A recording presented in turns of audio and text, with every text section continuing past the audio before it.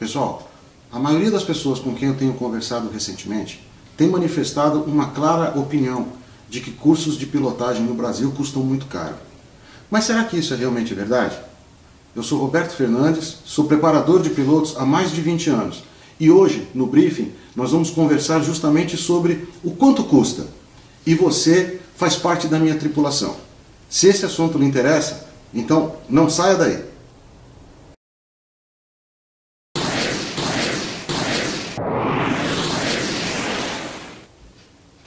Olá, um grande abraço a todos os aviadores, aos entusiastas da aviação, sejam bem-vindos ao Briefing de Voo. E o nosso assunto hoje é justamente sobre o custo da aviação. Quanto, afinal de contas, custa um curso de pilotagem? Será que este curso é um curso caro?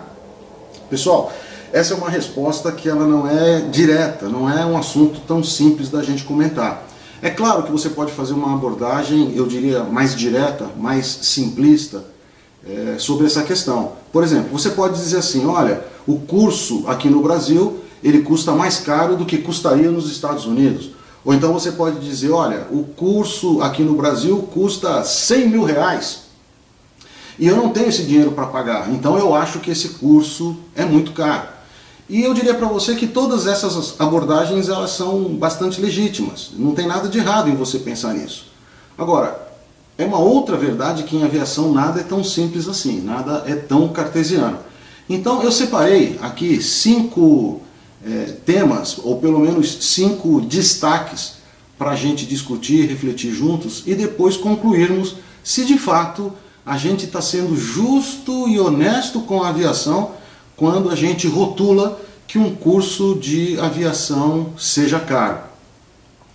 Eu gostaria de começar falando sobre algumas razões que fazem com que os custos do meio aeronáutico, não só da instrução aérea, mas o custo como um todo em aviação, sejam maiores do que aqueles que a gente está acostumado na nossa rotina do dia a dia, nesse ambiente que eu posso chamar de ambiente terrestre, não aqueles que está lá em cima. Então eu vou tentar aqui mapear uma comparação entre a nossa vida aeronáutica e a nossa vida aqui no chão mais palpável, aquela que a gente conhece desde criancinha quando entrou pela primeira vez num carro ou quando aprendeu a andar de bicicleta. Eu acho que você não consegue separar a visão de qualquer abordagem em aviação se você não chegar nos riscos envolvidos com a aviação. E eu não quero aqui colocar medo em ninguém, eu quero apenas ser realistas, eu quero ser realista para que você consiga entender da onde vem essa fama que a aviação ganhou de que tudo em aviação é caro. Primeira coisa que você tem que pensar, vamos fazer uma analogia com um automóvel. Um automóvel é um instrumento, um veículo de altíssima tecnologia compreendida nele, portanto ele tem um custo também bastante considerável e tem riscos. A gente sabe que um automóvel na mão da pessoa errada ou sendo conduzido de maneira errada, inapropriada, ele é uma arma. Agora, o que o motorista, o que o condutor do automóvel tem em verdade de risco? Vamos analisar o seguinte, ó. O carro, primeiro que ele está apoiado no chão sobre as rodas. Né? Por mais que você perca o controle do automóvel, esta variação de altura, ela inexiste. Ele não tem esse grau de liberdade. Outra coisa que o automóvel também não tem é a liberdade de girar sobre o seu eixo vertical. Então, na verdade, o que nós temos à disposição é um acelerador que permite você ganhar velocidade ou pelo menos manter velocidade. Evidentemente que você tem o freio que permite reduzir essa velocidade, mas veja, nós estamos falando do mesmo grau de liberdade.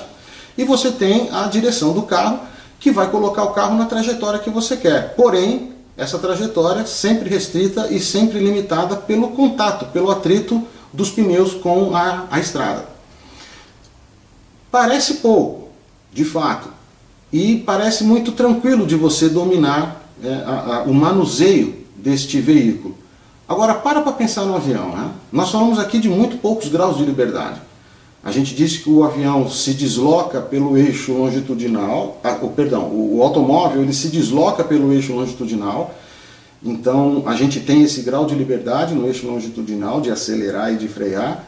Ele também consegue fazer curvas pelo eixo vertical, mas ainda atrelado a rodovia, mas ele não tem rolagem, ele não tem arfagem. Então é um risco dirigir automóvel? Sim, é um risco. Mas ele não se compara ao risco de você pilotar um avião. E tem um detalhe crucial. Qualquer problema que você tenha no seu carro, dirigindo o seu carro, você precisa entender que tem lá o acostamento. Você pode parar a qualquer momento. Você pode parar no canteiro, você pode subir na calçada, você pode vir até a sua casa, parar na garagem, você pode chamar guincho. Então, por mais que você tenha risco, você sempre tem uma alternativa com a qual contar. Agora veja o avião, vou pegar aqui o auxílio do meu modelo, da máquina que eu voei bastante. O avião, quando ele está suspenso no ar, ele pode girar pelo eixo longitudinal, ele pode girar pelo eixo lateral e ele pode girar pelo eixo vertical. Além desse movimento de rotação em torno desses eixos, ele também pode se deslocar em todos estes eixos. E tudo isso está a controle do piloto. Isso significa, na física, nós estamos falando de 6 graus de liberdade. Olha quanta coisa tem que estar funcionando e funcionando muito bem, além do motor, para que você tenha um voo seguro. Num primeiro momento, se parássemos por aí a nossa explicação, ficaria fácil de entender que as pessoas desistiriam de subir no avião. Tem tanta coisa que pode dar errado que a gente não tem como subir nesse aparelho. E isso foi verdade no início da aviação. O desenvolvimento da aviação sempre foi pautado na tentativa dos engenheiros de fazer a mitigação dos riscos, diminuir estes riscos. Porque se você não diminui esses riscos, de maneira a fornecer para o usuário uma sensação de segurança, ninguém entra no avião. E como é que você faz para diminuir esses riscos? Bom, uma saída que foi encontrada, e era uma saída muito positiva, muito inteligente, é você certificar tudo que envolve o voo. Então você tem o homem, evidentemente, é o paralelo ao motorista. Então você tem o piloto. Você tem a certificação da máquina, como o veículo, o automóvel, também tem a sua certificação. O avião tem a sua certificação. E você tem a certificação do meio. Do mesmo jeito que você faz a certificação das estradas, no caso das nossas aeronaves, no caso da aviação, a gente faz a certificação dos aeroportos, que são aqueles equipamentos urbanos que recebem os aviões, e fazemos a certificação do espaço aéreo, onde a gente tem as nossas aerovias. Você tem a rodovia no chão, você tem a aerovia lá em cima. Mas uma coisa que eu chamo a atenção, não existe aeroacostamento. Existe rodovia e existe acostamento. Existe aerovia, mas não existe aeroacostamento. Isso significa que lá em cima tudo tem que dar muito certo. Então a gente começa a avançar para uma coisa que é conhecida na aviação como índice de confiabilidade. Enquanto um motor de automóvel ele precisa ser bastante robusto, mas ele não tem compromisso de não quebrar, porque ele pode quebrar a qualquer momento e você vai chamar o guincho. Um motor de avião, ele tem, sim, no seu projeto, o compromisso de, sob determinadas condições, e durante um tempo de garantia, ele tem o compromisso de não falhar. Ele não pode falhar. Então, um fabricante de motor aeronáutico, ele tem que comprovar estes níveis de confiabilidade da sua máquina mediante testes em laboratórios que são, de fato, bastante rigorosos. Esses motores aeronáuticos, antes de equiparem aviões, eles passam por uma série, uma bateria muito grande de testes e de ensaios que simulam com bastante realidade as condições que eles vão enfrentar em voo. Então você não tenha dúvida que nenhum motor vai equipar uma aeronave se ele não tenha voado em testes de bancada, voado ou funcionado em condições de voo, pelo menos ali 5.000, 10.000 horas com pleno acompanhamento. E mesmo depois disso, nas aeronaves comerciais, as de maior porte, esses motores continuam sendo acompanhados pelos seus fabricantes em tempo real. Isso tudo para definir para você o nível de confiabilidade. Então, se você não tivesse um nível de confiabilidade altíssimo, provavelmente a sua sensação de segurança ia ser baixíssima e ninguém voaria.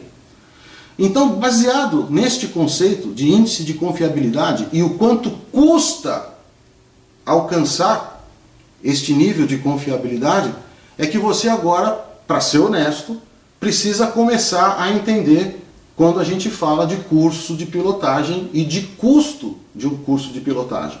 Por mais simples que seja o seu avião, tenha certeza que ele passou por um rigoroso processo de certificação para conseguir o seu certificado de aeronavegabilidade. Aquele motor que ali está passou por um rigoroso processo de ensaio, de engenharia, para alcançar níveis de confiabilidade que permitissem que ele estivesse embarcado e equipando a potência de um avião. Então, é uma atividade de altíssima tecnologia, uma atividade que tem impregnada nela muito tempo de trabalho, de ensaio, muito capital aplicado. É por isso que ele custa tão caro. Não bastasse o nível tecnológico que os motores aeronáuticos alcançaram, e quando eu falo de nível tecnológico, eu falo de controle de materiais, são materiais nobres, materiais novos, como também controle de potência. Não bastasse isso tudo, vem a necessidade da prova de fogo. Então esses motores realmente eles extrapolam em muito as expectativas de segurança. A gente voa e tudo isso é transparente. Para o passageiro é transparente. A gente nem precisa saber disso. Mas a gente sabe que o transporte aéreo ele é muito mais seguro que diversas outras modalidades de transporte. Mas não para na certificação da máquina. A gente também precisa agora pontuar o segundo momento, o segundo highlight que a gente trouxe, que é a certificação de pessoal. Lembra que eu falei de certificação do homem, do meio e da máquina? Nós ensaiamos bastante aqui, refletimos bastante sobre a certificação da máquina. Agora a gente precisa falar da certificação do homem. E aí nesse momento você vai dizer assim, tá, mas o motorista também é certificado.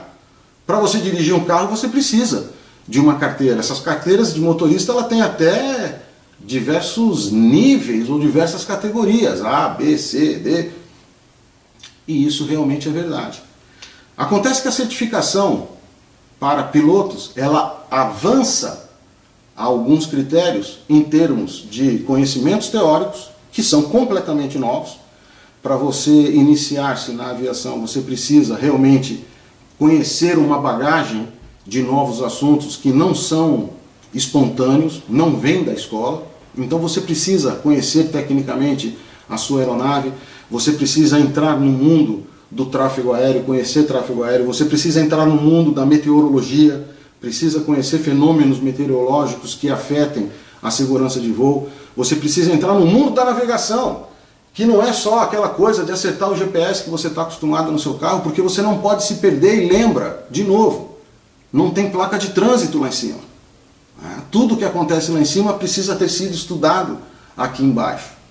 Então todos esses conceitos, eles precisam ser explicados ao piloto e com um nível de rendimento capaz de comprovar para essa autoridade de certificação, que no caso aqui no Brasil é a Agência Nacional de Aviação Civil, precisa comprovar que o piloto tem essa quantidade de conhecimentos mínimos acumulada. E isso é feito através de um teste teórico, um exame teórico que nós conhecemos popularmente como banca da ANAC. Mas não para por aí. Depois de aprovado na banca da ANAC, você ainda precisa fazer as suas horas para treinamento prático. Então é importante que você tenha bastante clara essa divisão. Você precisa de uma gama de conhecimentos teóricos que permitam que você tenha a competência para o exercício das prerrogativas da licença que você está buscando. Parece muito complicado, mas nós vamos colocar isso tudo passo a passo. Eu disse exercício de prerrogativa de licença. Eu disse competência. E nós vamos atacar todos esses pontos agora. Você precisa dominar a máquina. Assim como o motorista precisa dominar e controlar o seu carro. E para que isso aconteça, você precisa fazer um curso de pilotagem. As tais horas de voo. Que a maioria das pessoas tem esse conceito de que de fato elas custam muito caro. Eu queria dizer para você que isso tudo faz parte de um grande investimento, em verdade. É claro, tem o preço? Tem. Esse preço é calculado em cima de custos? Sim, ele é calculado em cima de custos. Ele tem tributação. Ele precisa gerar receita para a escola, para o aeroclube, para o centro de treinamento. Então é claro que é quantificável quanto isso custa. E você pode levar por aí. Quanto eu estou pagando? Quanto custa? Mas eu gostaria de propor a você nesse momento uma mudança de mentalidade. Na verdade, a gente está falando o tempo todo de riscos. A gente está dizendo, olha, lá em cima não tem acostamento, não dá para a gente testar nada em voo. Os testes são todos feitos aqui embaixo. Não dá para subir com dúvida. Não dá para a gente ter uma falsa sensação de segurança. A segurança de fato tem que existir. Então isso tudo a gente está pontuando para mostrar para você que o que você investir em horas de voo, entenda que você está recompensando ou premiando todo este bastidor de coisas que estão cercando a aviação e tornando essa atividade viável para a gente. Ninguém quer se matar. Essa que é bem da verdade. Mas para a gente ser bastante prático, e eu não sei em que momento que você vai estar assistindo este conteúdo, né? Então os valores que eu vou tratar aqui, eu vou tratar em dólares, porque é uma moeda um pouco mais estável e a gente consegue dar uma boa noção para todo mundo, independentemente de quando estará acessando aqui no canal do Briefing de Voo esse conteúdo. Mas eu diria para você que numa média, nós conseguiríamos entre investimento em curso teórico, que você pode fazer EAD, tem diversas escolas que oferecem esse curso EAD, mas você pode fazer presencial. Também tem diversas escolas que fazem presencial. Eu, pessoalmente, não tenho uma preferência. Eu acho que tem cursos que se adaptam muito bem ao presencial, tem cursos que se adaptam muito bem ao EAD, e tudo vai depender da sua disponibilidade de acompanhar o curso. Mas você vai precisar investir na aquisição e na graduação de um curso teórico, e vai ter que investir também na parte prática do voo, vai ter que pagar pelas suas horas de voo.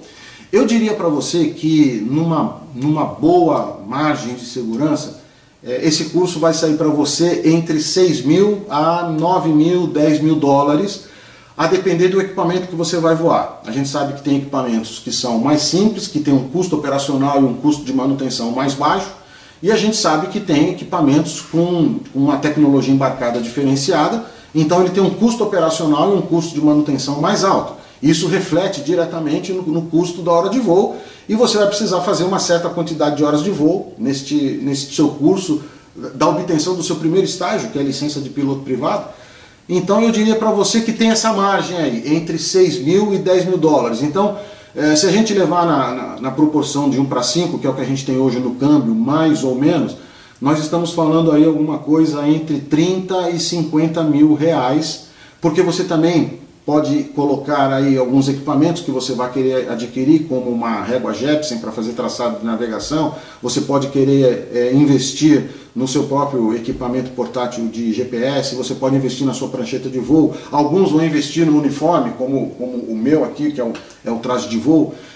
Outras pessoas vão investir no seu próprio conjunto de fone de ouvido com microfone para poder falar no rádio. Então, é claro que tudo vai depender da sua resistência financeira, mas eu diria que de uma forma a mais econômica possível, esse curso vai custar de 30 a 35 mil até ali uns 45, 50 mil reais. E nós estamos falando entre 160 e 200 dólares a hora de voo. Então, sai dali dos 700, 750 atualmente, até R$1.000 uma hora de voo. Para você obter a licença de piloto privado, você precisa comprovar uma experiência mínima de 40 horas. Nós vamos falar um pouco mais para frente de requisitos. Mas se você computar em 40 horas, então veja, se você estiver voando uma máquina com um custo operacional maior, a gente pode colocar em torno de R$1.000 a hora de voo de instrução. Então só na parte prática do voo a gente está falando de um investimento de R$40 mil.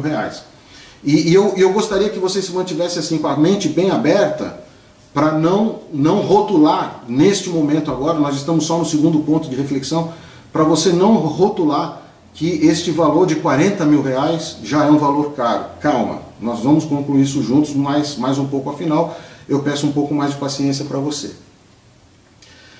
Dito isso, né, nós estamos falando então da tecnologia que envolve o equipamento, a aeronave, toda a parte de certificação para mitigação ou diminuição do risco, para que a gente possa elevar a nossa sensação de segurança. Então esse foi o primeiro aspecto que a gente comentou, o que torna os preços em aviação bem maiores do que aqueles que nós estamos acostumados com o meio terrestre. E também falamos da parte da certificação de pessoas, né? Falando do curso propriamente dito que você vai precisar fazer para buscar pelo menos a sua primeira licença, que é a licença de piloto privado. O terceiro ponto que nós vamos destacar agora é, na verdade, esse arranjo de horas de voo. Porque todo mundo fala muito de horas de voo. Ah, você tem que fazer as suas horas, você tem que fazer as suas horas, mas por que você tem que fazer as suas horas? Na verdade, eu queria deixar bem claro aqui o seguinte, ó, existe uma grande confusão conceitual com relação a isso, e a gente tem que dirimir esta confusão de uma vez por todas, né? Se você me permite, eu vou até fazer um adendo. Muita gente fala que helicóptero tem hélice, por exemplo. E eu diria para você assim, quem não é da aviação tem todo o direito de chamar aquilo de hélice. Não tem problema nenhum. Mas o piloto de helicóptero não pode chamar um rotor de hélice. Aquilo é um rotor. Né? Então a mesma coisa, a gente que está ingressando agora na aviação, aquele aviador que é um entusiasta da aviação, ele não pode errar em alguns conceitos que são muito básicos, porque isso faz parte da nossa cultura aeronáutica, e não existe piloto sem cultura aeronáutica, pelo amor de Deus, esqueçam isso. Existe motorista sem cultura mecânica, mas não pode existir piloto sem cultura aeronáutica. A gente não vai fazer isso, não é a nossa geração que vai deixar esse legado. Então, é investindo nisso que eu preciso dizer para você. Vamos falar certo de requisito. O requisito que a Autoridade de Aviação Civil no Brasil segue é idêntico ao requisito internacionalmente aceito e definido pela ICAO, ou que a gente chama OACI, a Organização de Aviação Civil Internacional. É idêntico o requisito. O Brasil é signatário dessa convenção internacional e nós seguimos exatamente o mesmo requisito. E você sabe qual é o requisito de instrução? O requisito de instrução, ele é estabelecido em termos de obtenção, conquista, ganho, desenvolvimento de habilidades e competências. Então, se você pegar os nossos regulamentos, ele vai dizer ali quais são as manobras que o piloto precisa saber executar e com qual nível de proficiência. Este é, de fato, o requisito de instrução. Não existe quantidade de horas de voo estabelecido para requisito de instrução. O que existe é uma quantidade de horas de voo estabelecida para o requisito de experiência de voo. Ocorre, evidentemente, o que nos leva à confusão, ocorre que o requisito de experiência de voo que nós estamos falando, ele vai coincidir com as horas de voo que você precisa fazer para aprender a pilotar. É isso que acontece. Mas nós não vamos confundir. Não existe requisito de horas de voo para instrução. Existem requisitos de hora de voo para obtenção de experiência. Mas como você está buscando a sua primeira licença, que é a licença de piloto privado, todas as horas duplo comando que você vai fazer com o seu instrutor a bordo também acumulam como horas de experiência. Então, isso ficou como uma grande sinalização para a escola desenvolver os seus currículos, as suas lições de voo, dentro de uma margem, olhando para o requisito de experiência mínima. Então, se uma escola montar um plano de instrução aérea, cuja soma das horas de voo usadas durante a instrução aérea não chegue às 40 horas, que é o requisito mínimo exigido para o piloto privado, para o aluno piloto é muito ruim, porque ele vai terminar o programa de instrução e vai ter que continuar voando, se ele conseguiu obter a proficiência antes destas 40 horas, ele vai precisar continuar voando, duplo comando, até que consiga acumular as 40 horas. Então, para a escola, é quase que uma sinalização. Escola, você tem aqui uma lista de manobras e de exercícios de controle de voo que o seu aluno precisa aprender a fazer para ser considerado com a competência necessária para pilotar um avião. Estão aqui todos os exercícios. E você tem um requisito mínimo de 40 horas de voo de experiência. Agora você apresenta a sua solução de instrução. que é o plano de instrução aérea. Conseguiram entender? Então o que a escola faz? Ela distribui aquela série de exercícios e manobras que são consideradas exercícios mínimos de obtenção de competência de voo, de técnica de pilotagem, e distribui aquilo por uma grade de instrução de voo de pelo menos 40 horas. É isso que a escola faz. É daí que surgiram as 40 horas. Existe até um requisito da legislação que permite você abater essas 40 horas com horas de simulador, mas eu estou falando de simulador, não é qualquer dispositivo de treinamento simulado, é alguma coisa certificado pela ANAC. Outra redução de experiência que é viável é você reduzir 5 horas de voo dessas 40 horas de voo de experiência, se todas as 35 horas de voo forem voadas imersas num curso de aviação de um centro de instrução de aviação civil certificado pela ANAC. Então tem uma série de condicionantes, né? As 40 horas elas não são um ponto fixo.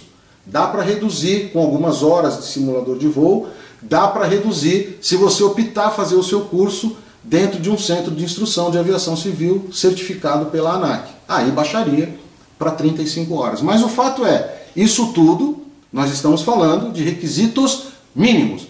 E aí é que entra um conceito que é importante que você tenha. O conceito de requisito mínimo. As pessoas entendem que quando nós estamos falando de aviação, nós estamos falando dos mais altos requisitos que possam ser imagináveis.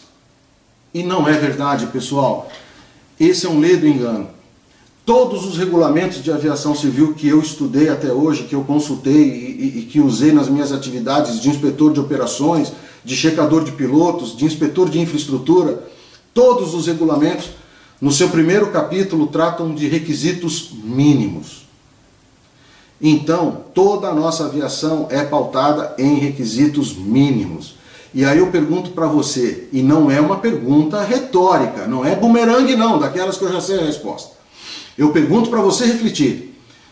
Se o regulamento traz requisitos mínimos, qual é o percentual de requisitos constantes no regulamento que você pode se dar ao luxo de não cumprir? O regulamento só trata de requisitos mínimos, eu repito. Se você está lidando com requisitos mínimos, qual é o percentual desses requisitos que você pode deixar de cumprir? Eu não estou falando que a nota máxima de uma prova é 10 e que a nota mínima de aprovação é 6. Portanto, você pode, teoricamente, dominar apenas 60% da matéria que lhe foi transmitida, que você estaria apto a passar de ano. Não é isso que eu estou perguntando. Porque os requisitos da aviação não estão lá na nota 10. Nós já partimos de requisitos mínimos. Então, você precisa concluir comigo. Se nós estamos lidando na nossa regulamentação com requisitos mínimos, você não tem direito de deixar de cumprir nenhum requisito. Porque qualquer requisito que você deixa de cumprir, você já está abaixo dos mínimos. E isso é muito ruim para você. Outro aspecto que você precisa tirar do conceito de requisitos mínimos. Imagina que você está fazendo uma prova mesmo, uma degustação. E essa degustação precisa ser de um determinado alimento que vai ser lançado no mercado. E esse alimento ele precisa receber pelo menos um voto favorável. Então você coloca 50, entre aspas, hein, pessoal? Você coloca ali 50 cobaias humanas para provar, por exemplo, essa sua nova sobremesa, que evidentemente você quer industrializar. E aí o requisito mínimo de treinamento é que pelo menos uma pessoa vote favorável. Isso é requisito mínimo. Você pode estabelecer que o requisito mínimo são 2 votos favoráveis. Você pode estabelecer que o requisito mínimo sejam 10 votos favoráveis. Requisito mínimo de aprovação. Então entenda o que é isso. São 50 cobaias, 100 cobaias, mas basta que uma, se o requisito mínimo for 1, ou 2, se o requisito mínimo forem 2 pessoas, basta o cumprimento daquele requisito mínimo para você ter a validação. No caso de um programa de treinamento, e eu certifiquei alguns enquanto trabalhei na ANAC, no caso de programas de treinamento, você pega um conjunto de pilotos devidamente já certificados, ou seja, pilotos que detenham a licença necessária para voar o equipamento. Então, alguns fabricantes colocam como requisito mínimo uma licença de piloto privado, outros uma licença de piloto comercial. Mas o fato é, você pega o piloto já devidamente detentor daquela licença, mas ele nunca voou a nova aeronave, e você submete esse piloto ao programa de treinamento, com requisitos mínimos. Ao terminar o programa de treinamento, esse piloto vai ser checado por um instrutor checador. Basta que um de todos aqueles pilotos que fazem parte da amostra consiga obter a sua proficiência, basta que um consiga obter a proficiência, o programa de treinamento está validado. Então isso acontece na escola também.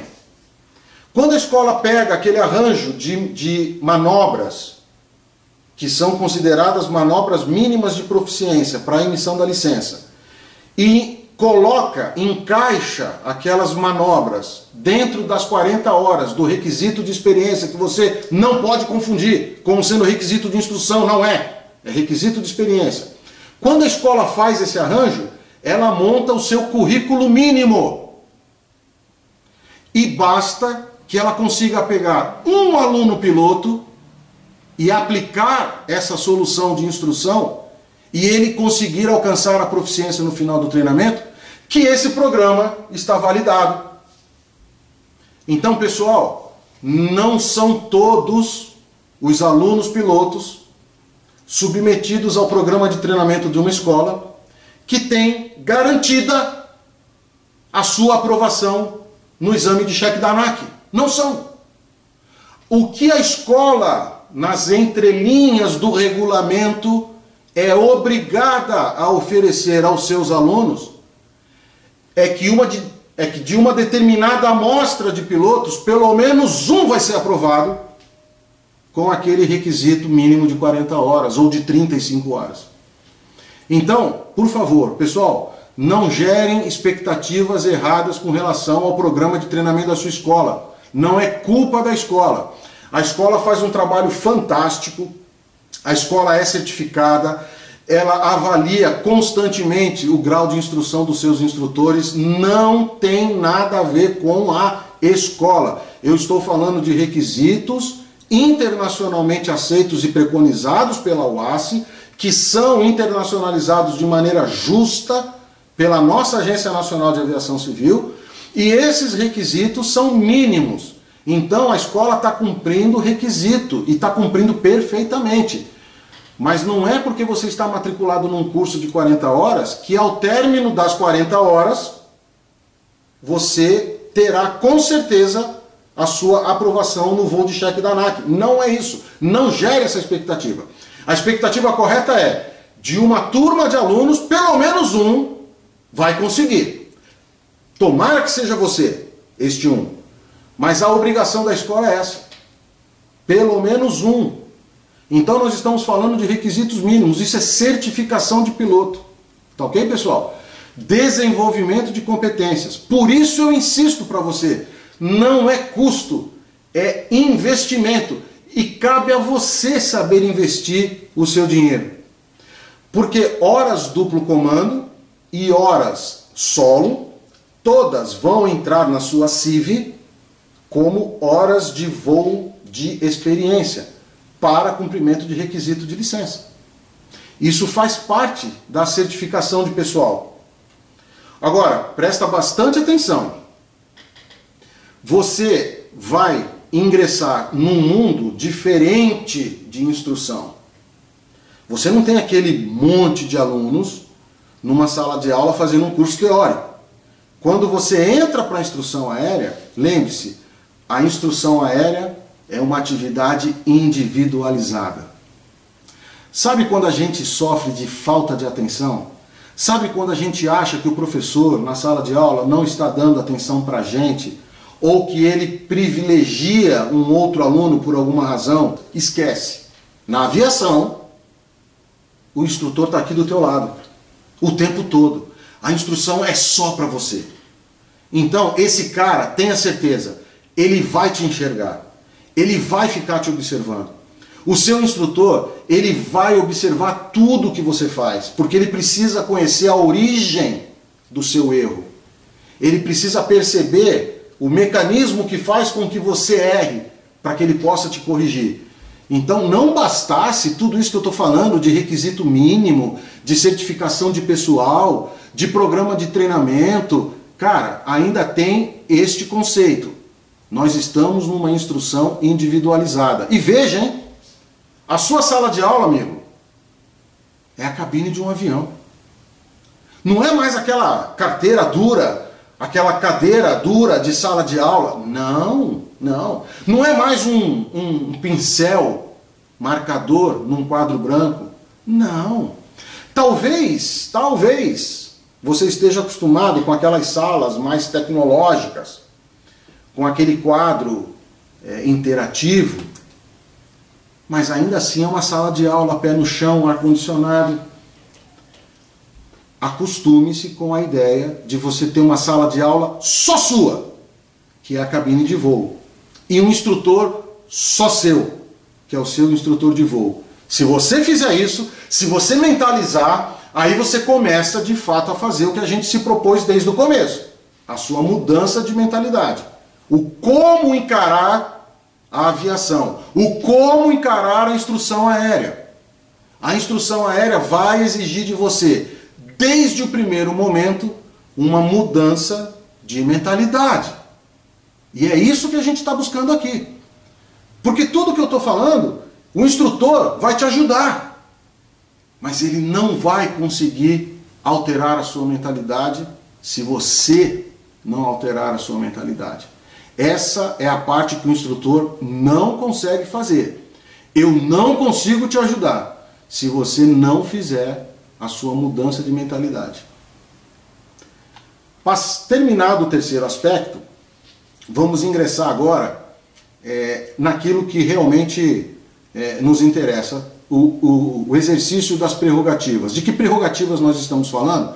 Para que você entenda o conceito de percepção de risco, percepção de segurança, valor do instrutor, valor da escola, valor de um curso certificado, valor de uma boa máquina para você fazer a sua instrução. Tudo isso está envolvido no quê? No exercício das prerrogativas da sua licença. E aí é importante que você tenha esse conceito. O piloto privado, a licença de piloto privado avião, vai dar a você a prerrogativa de atuar como piloto em comando de aeronaves que sejam certificadas para operar com tripulação mínima de um piloto em voos não remunerados. Não pode ser nem o piloto remunerado e nem a empresa, eventualmente detentora da aeronave, remunerada por aquele voo. Esquece atividade comercial com a licença de piloto privado. Ok? Então essas 40 horas, esse seu primeiro passo. Eu não gosto muito de termos em inglês, mas muita gente fala o primeiro step, né? Mas esse seu primeiro passo, o seu primeiro degrau, é a licença de piloto privado. Se você tiver o seu próprio avião, ok, obteve a licença de piloto privado, você pode voar em benefício próprio, inclusive internacionalmente, basta que você cumpra um requisito de proficiência linguística no idioma inglês, você pode fazer voos inclusive internacionais, ok? Você pode levar sua namorada, sua mãe, seus amigos, seu irmão, seu pai para o voo, e essa é a prerrogativa da sua licença. Voos não remunerados. Nem o detentor do avião pode ganhar dinheiro, nem você enquanto piloto pode ganhar dinheiro exercendo profissão como piloto, tá bom?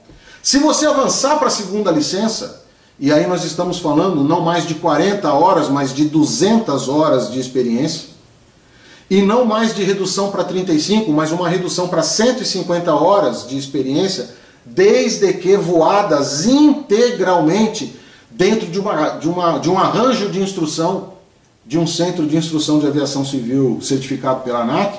Mas vamos considerar a regra básica: 40 horas de experiência de voo para piloto privado, 200 horas de experiência de voo para piloto comercial. Quando você avança para o piloto comercial, aí sim, aí você pode atuar como piloto em comando de voos remunerados, seja remunerado para a empresa que é a dona do avião, seja você recebendo para isso. Então, é o exercício da profissão de piloto, é o primeiro passo do exercício da profissão de piloto. E você vai poder atuar como piloto em comando dessas aeronaves engajadas nesse voo, que sejam certificadas para tripulação mínima de um piloto.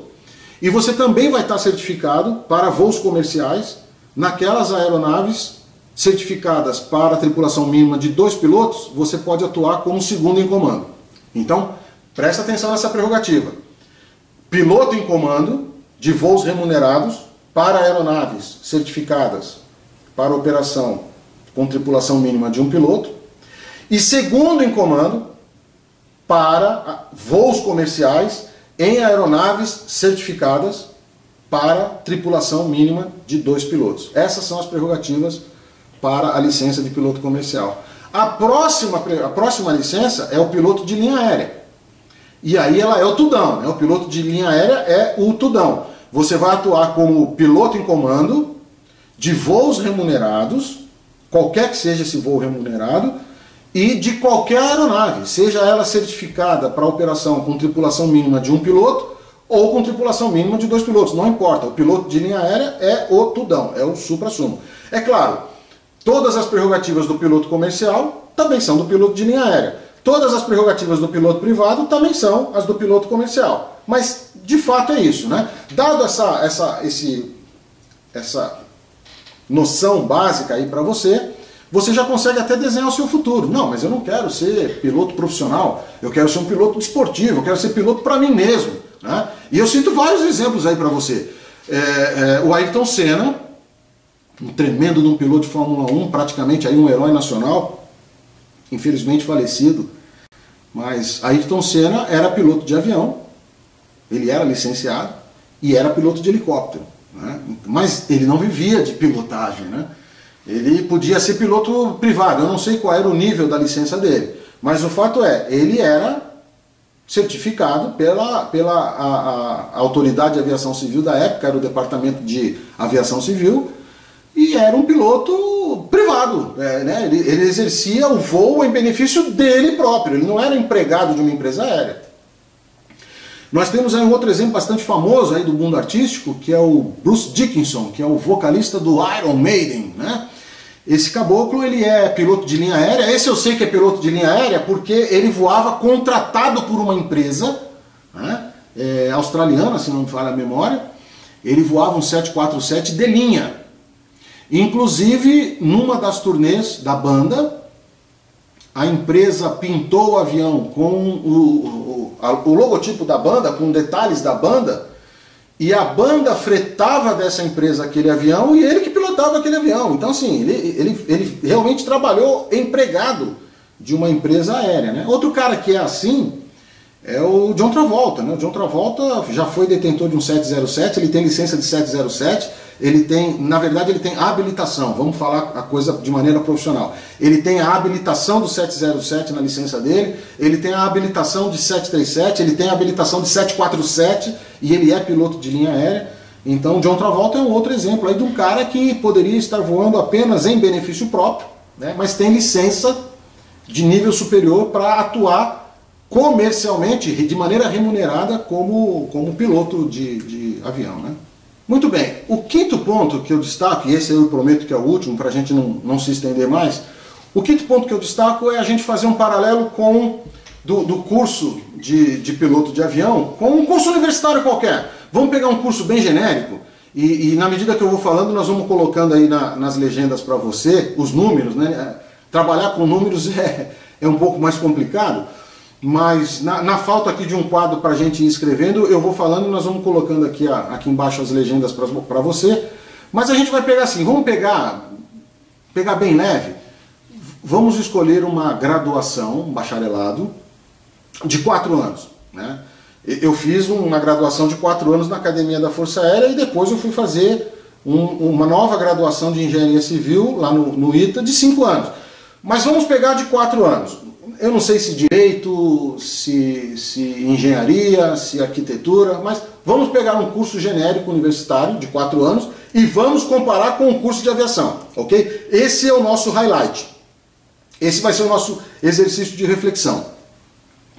Então vamos raciocinar assim, ó. Normalmente as salas de aula em universidades, elas são muito grandes. A minha esposa, por exemplo, fez arquitetura, tinha 200 alunos na sala dela, né? Cursos de engenharia eu visitei alguns e na verdade não era nem sala de aula, eram verdadeiros auditórios, né? O professor dava aula tipo de cursinho, assim, com um microfone para alcançar todo mundo.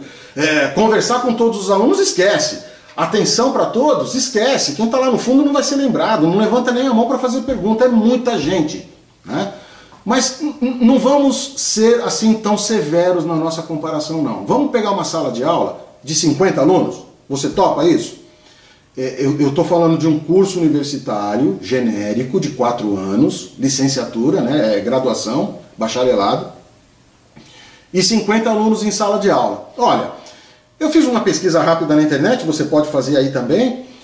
Esses cursos universitários hoje, eles custam caro, né? É o que a gente está falando o tempo todo. A aviação é cara? Não sei, né? Mas eu diria para você assim, tem faculdades de medicina cobrando mensalidades de 10 mil reais, né? Tem faculdades de direito cobrando mensalidades de 7 mil reais. Eu vi faculdades de engenharia cobrando 4.950 reais de mensalidade, veja, curso de engenharia. Então, vamos nivelar por baixo também. Nós já nivelamos um curso de graduação de 4 anos para baixo. Nós colocamos 50 alunos em sala de aula para baixo. Vamos pegar uma mensalidade, dito pelo não dito, R$ 3.500, ok? Você topa isso? R$ 3.500. Pessoal, essa sala de aula montada 50 alunos e cada um deles pagando uma mensalidade de R$ 3.500, essa sala de aula arrecada para a universidade uma receita mensal de R$ 175 mil por mês hoje, né? Então vamos, guarda esse número, 175 mil.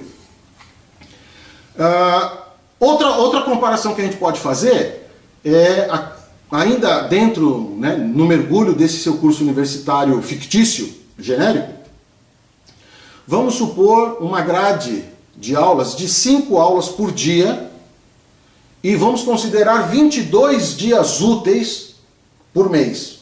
5 aulas por dia, 22 dias úteis por mês. Pessoal, a gente está falando aí, ó, eu diria para você alguma coisa em torno de 110 aulas mês. 110 aulas mês. Você lembra o faturamento dessa sala de aula? O faturamento foi de 175 mil naquele mês. Se você dividir os 175 mil do mês pelas 110 aulas do mês, você vai chegar na cifra de R$ 1.590 por aula. Então, olha que coisa bem legal, cara. A aula não é só para você. Lembra que eu falei para você que a instrução de voo é só para você? O instrutor é só seu? Muito bem. Nesse nosso exemplo, a sala de aula não é só você. Tem outros 49 alunos ali, roubando a atenção do seu professor.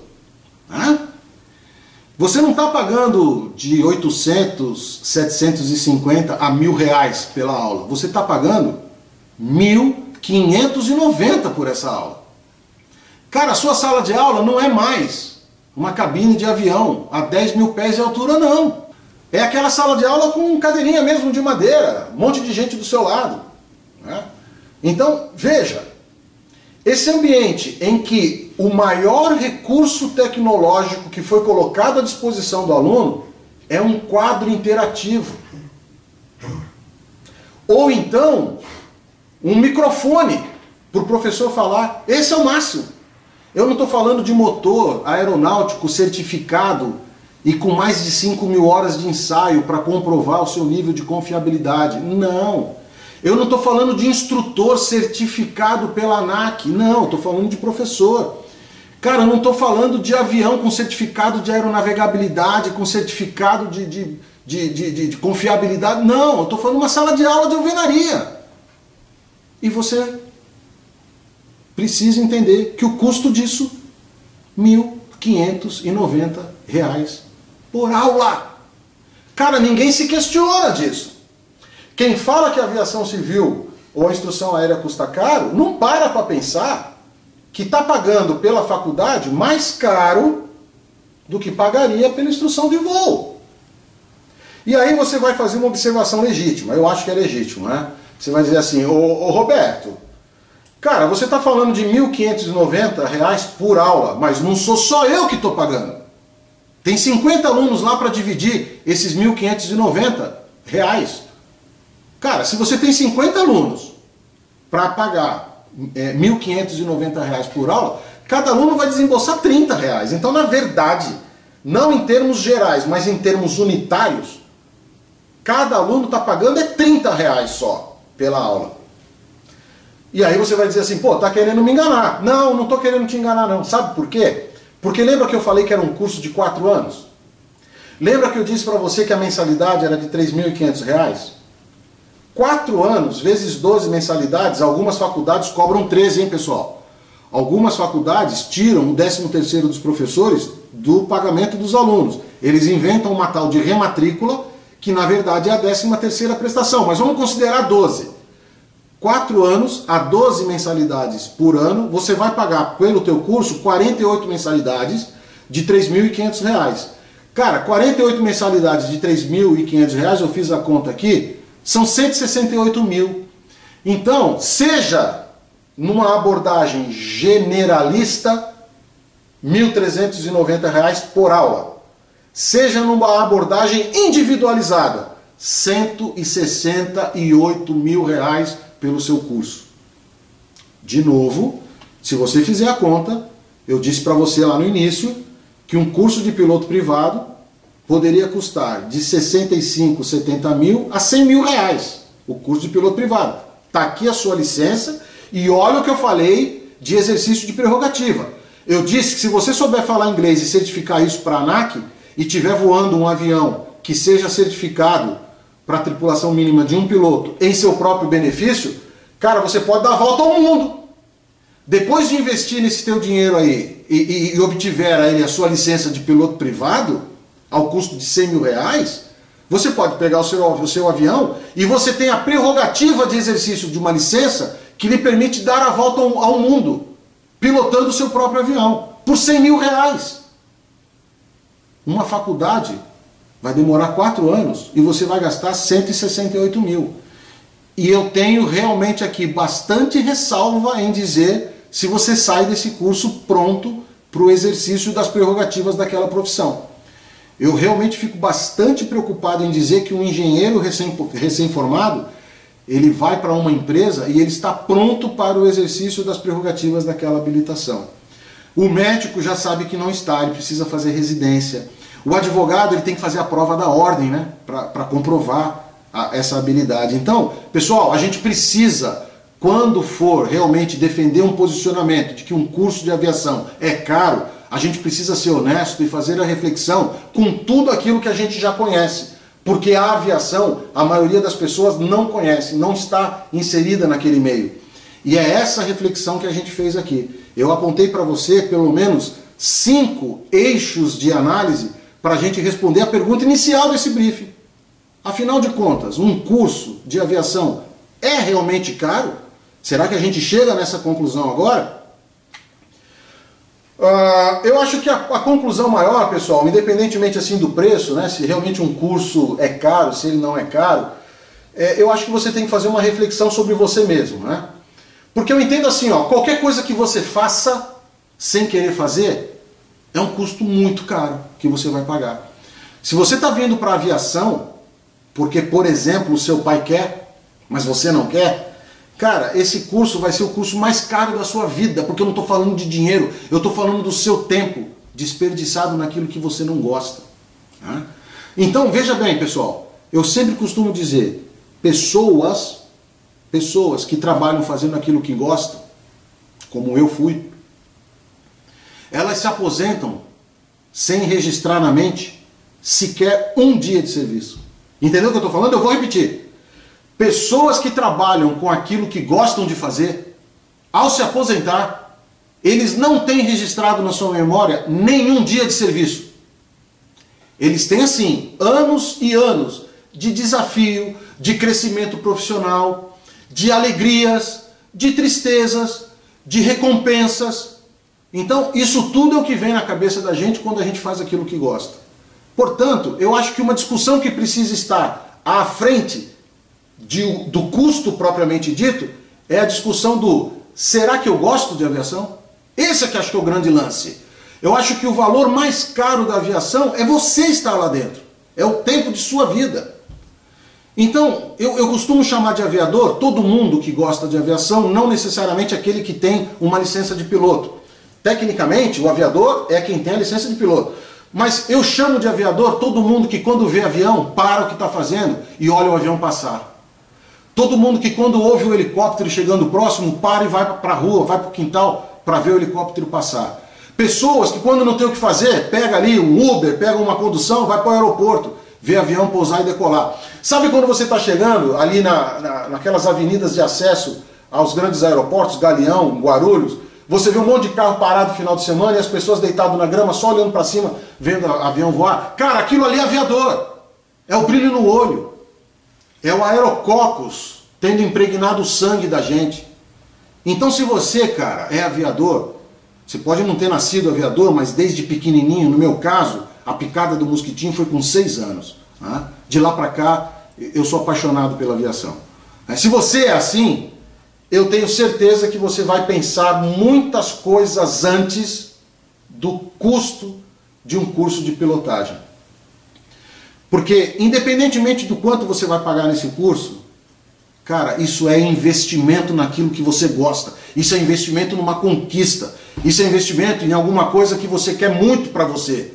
Se você vai trabalhar com isso, se você vai só se divertir com isso, se você vai só se sentir completo com isso, cara, isso tudo é satisfação. Então é investimento. É claro, você não investe o seu dinheiro em qualquer fundo. Você não investe o seu dinheiro em qualquer banco. Você não investe o seu dinheiro em qualquer negócio. Você estuda. Você estuda prós e contras. Você estuda retorno do capital investido. Você estuda a solidez do fundo de investimento. Solidez do banco. Então, você faz um estudo de investimento. Ora, o investimento em aviação também carece de um estudo desse. Que escola eu vou procurar? Que recomendações? Qual é o profissional que pode me aconselhar? O que eu vou pesquisar pela internet? Que livros eu vou ler? Que escola eu vou entregar o meu dinheiro e ali eu quero fazer as horas de voo? Que aeronave eu quero voar? Eu quero me formar em qual avião? Ou com qual avião? Isso tudo é o que você precisa analisar. Não para gastar o seu dinheiro. Muda de mentalidade.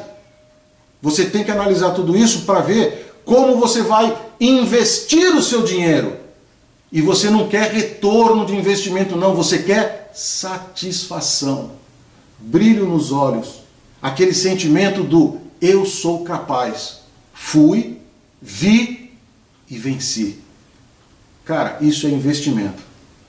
Se eu pudesse te dar um conselho, assim, para a gente concluir, né? O primeiro conselho que eu te daria, então, é o do início da nossa conversa. Muda de mentalidade. Muda de mentalidade. Aviação é mudança de mentalidade. Quando você embarca nessa viagem, cara, da aviação, você não volta mais o mesmo. Pessoal, é exatamente isso, tá? Você precisa mudar de mentalidade. Eu vou dar um exemplo bem bobo, assim. Quando eu comecei a voar, lá em 1991, na Academia da Força Aérea, o primeiro item de cheque quando a gente entrava na nacelle era cintos e suspensórios. A gente tinha que sentar no avião, no T-25, cintos e suspensórios ajustados, né? E eu tinha recém tirado a minha carteira de motorista e não usava cinto, não tinha essa coisa de lei obrigando e multa gravíssima, né? Não era, as coisas não eram assim naquela época. Só que na minha primeira semana de voo, quando eu fui para casa visitar os meus pais, eu fui pegar o carro, a gente foi sair para algum lugar e a primeira coisa que eu fiz foi colocar o cinto. E a minha mãe reparou isso. Falou, nossa, você vai colocar o cinto? Eu falei, pois é, mãe, eu aprendi que o cinto pode ser a diferença entre eu estar vivo ou estar morto depois de uma emergência que poderia ter grandes chances de sobrevivência. Mas se eu tiver sem cinto, as minhas chances elas estão no chão, elas são mínimas, né? Mudança de postura decorrente de uma mudança de mentalidade. Um exemplo bobo, mas a aviação vai fazer isso com você. Depois que você fizer a sua primeira decolagem, você não volta mais a ser a mesma pessoa. E o que mais a gente tira disso, né? Pessoal, dedicação é o meu próximo conselho. Entrar para um curso de aviação, entrar para a instrução aérea, com falta de dedicação, sabe o que você está fazendo? Você está transformando o custo do seu curso num custo infinito. O teu curso não vai ter preço, cara. Porque se você entrar com falta de dedicação, a missão número 2, a sua aula de voo número 2, a sua instrução número 2, ela vai ser idêntica à primeira. A sua hora de instrução número 3, ela vai ser idêntica à primeira. A sua quarta instrução aérea vai ser idêntica à primeira. Eu diria assim para você, ó, durante metade ou a primeira metade do seu curso, se você não se dedicar, se você não estudar, não fizer a mentalização do voo, se você não se preparar teoricamente, se você não se preparar psicologicamente para cada uma das lições de voo, isso é dedicação, se você não fizer isso, você vai passar a primeira metade do seu curso como passageiro, cara. O instrutor vai querer te ensinar, mas você não estará pronto para aprender. Então você precisa, antes de decidir se o curso é caro ou não, decidir se você está disposto a se dedicar a ele. Porque se você não tiver, não importa você ter dinheiro, não importa quanto vai custar o seu curso, o custo dele vai ser infinito. Então, mudança de mentalidade, falta de dedicação. Terceira dica que eu vou te dar. Cara, não decola com dúvidas. Quando eu falei lá na nossa comparação do avião com o automóvel, eu disse, nós temos rodovias aqui embaixo e nós temos aerovias lá em cima. Só que aqui deu probleminha no seu carro, as rodovias possuem acostamentos. Se der um probleminha lá em cima, amigo, as aerovias não têm aeroacostamento. Então põe uma coisa na sua cabeça. Se você nunca se fez essa pergunta, faça agora. O que é fato na aviação? É a decolagem ou é o pouso?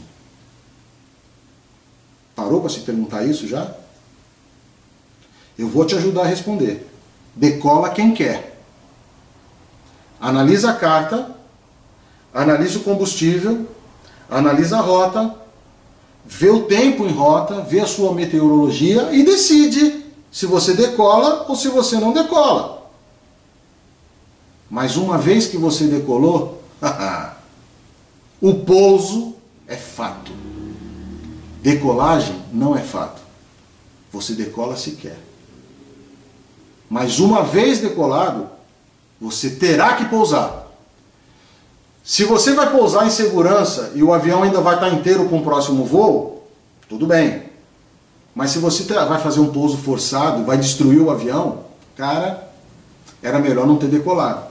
Não dá para tirar dúvidas lá em cima. Tudo o que acontece em voo precisa ter sido planejado, pensado, estudado, mentalizado no solo pelo piloto. O piloto não pode ser surpreendido. Essa é a nossa doutrina. Planejamento de voo. É por isso que a gente consulta a Notan, é por isso que a gente consulta a METAR, é por isso que a gente liga para um colega que já está lá no nosso destino, confirma como é que está o tempo, é por isso que a gente procura fazer pela primeira vez uma rota, acompanhado de um colega mais experiente, que já tenha voado aquela rota, para nos aconselhar, para nos dar dicas. Cara, não se deixe surpreender. Se com essa doutrina, eu garanto para você que você ainda vai tomar muito susto, porque o destino nos reserva grandes peças, né? São peças que acontecem no mundo do imprevisível. E aí é só o seu treinamento com que você pode contar. Quando acontece em voo alguma coisa que fugiu do previsível, você só tem o seu treinamento a quem recorrer para vir em segurança para o solo, né? Mas todo o resto que está no mundo do previsível precisa ter sido planejado por você. Então não suba, não decole se você tem dúvida. Tire as suas dúvidas com o seu instrutor no solo. Acho que esse é o grande papel que você tem que tirar. Eu falei de mudança de mentalidade, eu falei de falta de dedicação. Não decole com dúvidas. Pessoal, se você seguir essas 3 dicas, eu vou dizer para você assim, ó, você promoveu a mudança. Né? Então eu ganhei meu tempo hoje. Né? Eu vou estar muito satisfeito se você fez a sua reflexão e o seu convencimento da mudança de mentalidade. Porque se você agir dessa forma, se você realmente promoveu a mudança, sabe o que vai ao infinito? Não é o custo, cara. O que vai ao infinito é a sua satisfação. É o seu retorno. Lembra que eu disse? O que quer que você vá pagar num curso de aviação é um investimento. E o retorno deste investimento não é financeiro, é satisfação. Pessoal, por hoje é só. Minha produção está aqui me sinalizando. Eu vou ficando por aqui. Mas olha, último ensinamento, para a gente fazer um fechamento aqui do briefing. Ela vai esperar e está tudo certo. Coisas que nunca são demais na aviação. Nunca. Eu até anotei aqui para a gente não se perder. Pessoal, sempre lembrem isso. Combustível no seu tanque nunca é demais. No seu tanque, não no dos outros, né? Combustível no seu tanque nunca é demais. Sempre que você puder, sempre que o peso máximo de decolagem do seu avião permitir, encha os tanques. Não economize no combustível. Combustível nunca é demais. Outra coisa que nunca é demais em aviação: pista longa à frente do seu avião. Cara, que coisa maravilhosa. Você parar aqui numa cabeceira e não conseguir nem enxergar a outra cabeceira. Portanto, se você puder escolher aeroportos ou aeródromos com pistas longas à frente do seu avião, escolha. Quer ver uma terceira coisa que nunca é demais em aviação? Altitude abaixo do seu avião.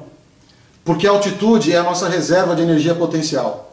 Se eu tenho altitude, ainda que o meu motor pare por falta de combustível, eu consigo controlar o meu avião até o toque no solo, efetuando aquilo que eu vou treinar para fazer, que é o pouso forçado. Veja, hein? Não existe decolagem forçada, porque decolagem não é fato em aviação. O pouso é fato em aviação.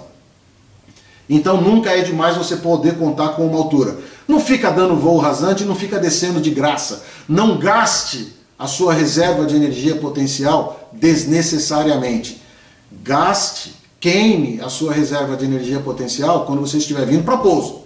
Aí tá beleza, ok, pessoal? Então são as três coisas que nunca é demais em aviação: combustível no seu tanque, pista na frente do seu avião e altitude abaixo do seu avião. Eu vou me dar ao direito de, nessa brincadeira da aviação, acrescentar um quarto elemento, que nunca é demais em aviação. Pessoal, conhecimento.